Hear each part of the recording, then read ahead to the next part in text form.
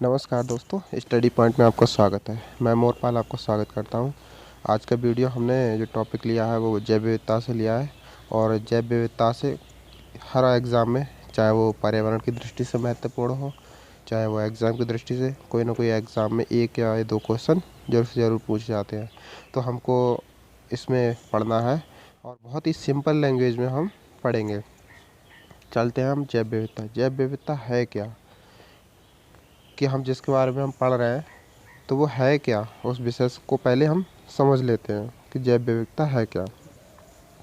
किसी पारिस्थितिक तंत्र के क्षेत्र विशेष में जीवों में जो विविधता यानी जो विभिन्नता पाई जाती है उसे जैव विविधता कहते हैं। कि हम कह सकते हैं कि किसी क्षेत्र विशेष में अगर जीवों की या फिर पौधों की, पादपों की अलग अलग प्रजातियां पाई जाती हैं तो उनको वहाँ पे जैव विविधता केंद्र होता है। इसका दो मुख्य रूप से कारण होते हैं कि जैव विविधता पाई कहाँ जाती है। जहाँ पर अत्यधिक वर्षा होती है और जहाँ पर उच्च तापमान रहता है। ठीक है। जैव विविधता शब्द का प्रयोग वाल्टर जी रॉसन ने सन 1985 में किया था। देख लेते हैं यहाँ पे ग्लोब को। ये ग्लोब है हमारा, ये हमारी इक्वेटर, इसको 0 डिग्री अक्षांश रेखा बोलते हैं। इससे उत्तर में 30 डिग्री और दक्षिण में 30 डिग्री, ये वाली 30 डिग्री।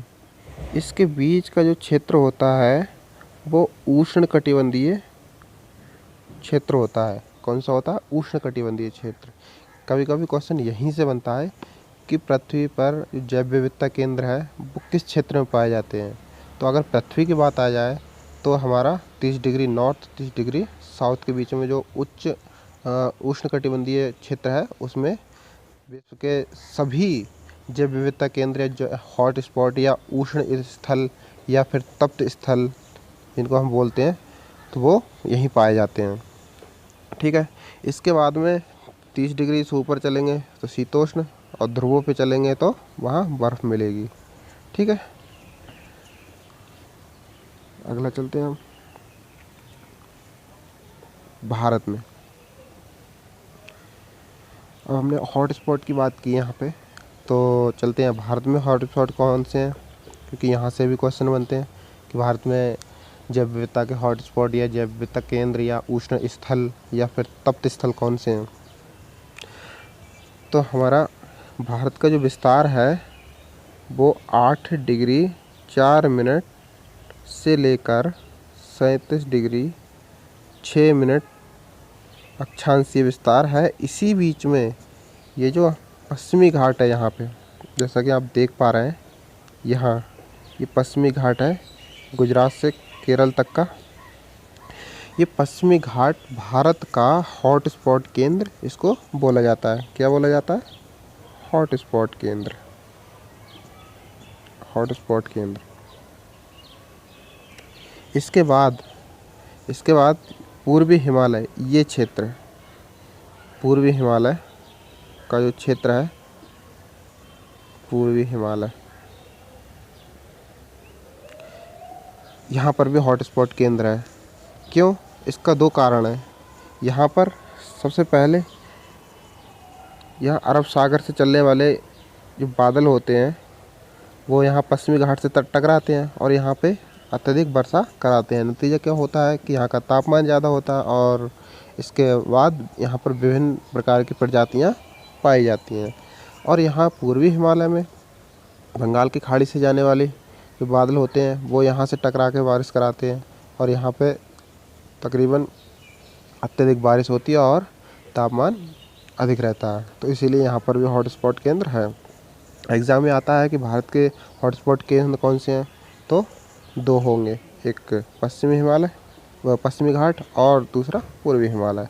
अगर ऑप्शन में पूर्वी हिमालय नहीं है तो पश्चिमी घाट लगाएंगे, पश्चिमी घाट नहीं है तो पूर्वी हिमालय, अगर दोनों है तो दोनों ही लगा देंगे। नेक्स्ट चलते हैं हम कि जैव विविधता, इसमें कुछ पॉइंट लिए गए हैं हमने। केरल की साइलेंट वैली जैव विविधता के लिए प्रसिद्ध है। जो साइलेंट वैली है वो कभी कभी क्वेश्चन में आता है कि साइलेंट वैली कहाँ है, तो केरल में। और ये किसके लिए प्रसिद्ध है? जैव विविधता के लिए। जैव विविधता दिवस 22 मई को मनाया जाता है।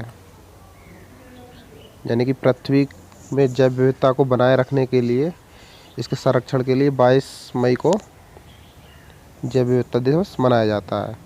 यूएनओ ने एक पहल चालू की थी जिसके माध्यम से 2011 से 2020 तक का जो वर्ष है वो दशक जैव विविधता दशक घोषित किया गया है, जिसमें आज हम जी रहे हैं। अगला चलते हैं। जैव विविधता क्या है अब तक हमने पढ़ा, और जैव विविधता का अर्थ पढ़ा, और जैव विविधता के जो हॉटस्पॉट थे, केंद्र थे, वो उसके बारे में पढ़ा। यहाँ पे हम पढ़ेंगे जैव विविधता के लिए संकट, कि जैव विविधता के लिए संकट कौन कौन से हो सकते हैं। सबसे पहला है प्राकृतिक आवास का नष्ट होना। यानी हम कह सकते हैं सीधे शब्दों में कि अगर जंगल को काट दिया जाए तो वहाँ पादप ख़त्म हो जाएंगे। तो जब पादप ख़त्म हो जाएंगे या फिर एक ही प्रजाति के पौधे होंगे तो वहाँ पे जैव विविधता नहीं रहेगी। जैव विविधता का मतलब ही है कि पौधों में या फिर जीवों में विभिन्नता। ठीक है। नेक्स्ट है हमारा ग्लोबल वार्मिंग। पृथ्वी पे तापमान बढ़ रहा है, कार्बन डाइऑक्साइड की मात्रा बढ़ रही है, तो इस वजह से ग्लोबल वार्मिंग का बढ़ना हो रहा है। और इसका नतीजा क्या होता है कि जैव विविधता जो केंद्र हैं वो धीरे धीरे नष्ट हो रहे हैं। कभी वर्षा अत्यधिक हो रही है, कभी असमय वर्षा हो जाती है, तो ये सब कारण ग्लोबल वार्मिंग के लिए। अब दूसरा है विदेशी पौधों का एकाधिकार। इसका अर्थ यह है कि कहीं मान लिया जाए किसी जगह पे कोई पौधा है, यहाँ ये पौधा है, अब यहाँ पे विभिन्न प्रकार के पौधे पाए जा रहे हैं। अब एक पौधा ऐसा है कि वह अपने वृद्धि के चक्कर में दूसरे पौधों को नष्ट करता हुआ खुद की वृद्धि कर रहा है, यानी कि खुद की प्रजाति की वृद्धि कर रहा है। लगातार उसी प्रजाति के पौधे बढ़ रहे हैं, अन्य प्रजातियों के पौधे नष्ट हो जा रहे हैं। तो ऐसे में क्या बोलते हैं इसको? विदेशी पौधे का एकाधिकार। तो जब एक प्रकार का पौधा होगा तो वहाँ पर जैव विविधता नहीं रहेगी, क्योंकि जैव विविधता का मतलब ही है विभिन्न प्रकार के पौधों या फिर विभिन्न प्रजातियों के पौधे का होना। दूसरा है हमारा नगरीकरण। मानव ने अपने स्वार्थ के लिए, अपनी सुख सुविधाओं के लिए नगरीकरण और औद्योगिकरण का विकास किया है, जिस कारण से वहाँ का जो जंगल है वो काटने पड़ रहे हैं, और जब जंगल कट रहे हैं तो जैव विविधता भी ख़त्म हो रही है। एक पॉइंट यहाँ पे है, ये एग्ज़ाम में भी आया है, शाकाहार जैव विविधता के लिए प्रोत्साहन है, ना कि कोई खतरा। कि हम कह सकते हैं अगर हम शाकाहारी बनेंगे तो जैव विविधता के लिए संरक्षण देंगे। नेक्स्ट है हमारा जैव विविधता का संरक्षण, कि जैव विविधता का संरक्षण हम किस प्रकार के से कर सकते हैं। हमने 2 प्रकार की विधियों के बारे में पढ़ा है, इन सीटू यानी स्वस्थानिक पद्धति या एक्स सीटू बाह्य स्थानिक पद्धति। ये होती क्या है, इनसे रिलेट एग्ज़ाम में क्वेश्चन पूछे जाते हैं। सबसे पहले आते हैं हम इन सीटू पद्धति।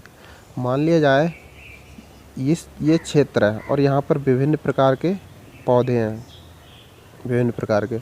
अब इन पौधों पर संकट आ गया तो इन पौधों को बचाने के लिए इसी क्षेत्र के अंदर कोई भी इनको बचाने के लिए जो संरक्षण प्रदान किया जाता है तो उसको बोलेंगे हम इन सीटू, यानी कि पौधे को उसी स्थान पर रहकर उसके बचाव के लिए किया गया कार्य इन सीटू कहलाता है।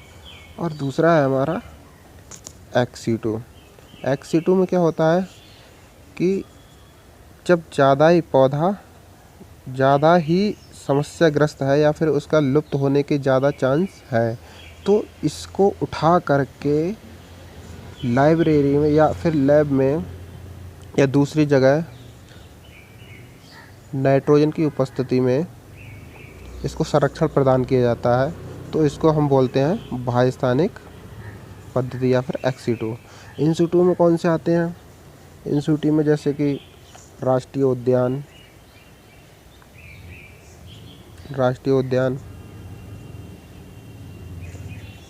और वन्यजीव अभयारण्य, जैवमंडल, सागर इत्यादि आते हैं। और एक्सिटू में जैसे बीज बैंक,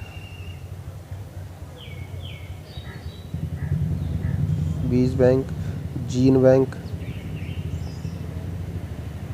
ये सब एक्सिटू में आते हैं।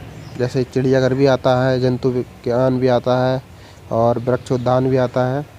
तो ये सब जैव विविधता के संरक्षण में आते हैं, और इंसिटू और एक्सिटू के माध्यम से इनका संरक्षण प्रदान किया जाता है। नेक्स्ट है हमारा जलीय जैव विविधता। अभी तक हमने स्थलीय जैव विविधता के बारे में पढ़ा। जिस प्रकार से स्थलीय जैव विविधता पाई जाती है, उसी प्रकार से जलीय भागों में जैव विविधता पाई जाती है। जैसे कि ये जलीय जैव विविधता वहाँ होगी जैसे कि ये समुद्र है और यहाँ पे कोई टापू है ये, तो वहाँ के आसपास जो क्षेत्र बनेगा वो जलीय जैव विविधता का केंद्र बनेगा, जहाँ पे मूंगे की चट्टान पाई जाती हैं। इसको कोरल द्वीप भी बोलते हैं। और ऑस्ट्रेलिया का पूर्वी ऑस्ट्रेलिया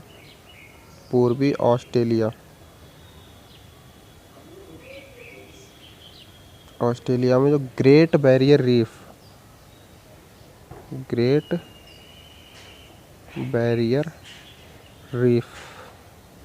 विश्व की सबसे बड़ी मूंगे की चट्टान है। ये कई बार क्वेश्चन में आया है, ग्रेट बैरियर रीफ यानी कि विश्व के सबसे बड़ी मूंगे की चट्टान कौन सी है? तो ऑस्ट्रेलिया की ग्रेट बैरियर रीफ। ठीक है। इसके बाद में एक हमने पढ़ा है IUCN यानी कि international union for conservation of nature and natural resource. इसका क्या होता है? ये पारिस्थितिक संकटों का अध्ययन करने व उन पर सुझाव देने के लिए 1948 में इसकी स्थापना की गई थी। इसका मुख्यालय स्विट्जरलैंड में है। कहाँ है? स्विट्जरलैंड में है। इसमें रेड डाटा बुक यानी कि लुप्त प्राय जीवों के लिए रेड डाटा बुक तैयार की जाती है। तो हमने पढ़ा जैव विविधता के बारे में और जैव विविधता केंद्र के बारे में। तो मुख्य रूप से हमने दो के बारे में पढ़ा जो कि महत्वपूर्ण थे भारत में। इसके अलावा भी पाए जाते हैं, जैसे कि यहाँ पे अंडमान निकोबार है, इसमें भी, और लक्षद्वीप यहाँ पे, इसमें भी पाए जाते हैं। लेकिन सबसे ज़्यादा क्वेश्चन यहीं से आते हैं, यहाँ से और यहाँ से, यानी कि पश्चिमी घाट और पूर्वी हिमालय से। ठीक है। तो हमने जैव विविधता के बारे में पढ़ा। अगर वीडियो पसंद आई हो तो चैनल को सब्सक्राइब करें, वीडियो को लाइक करें और शेयर करना ना भूलें।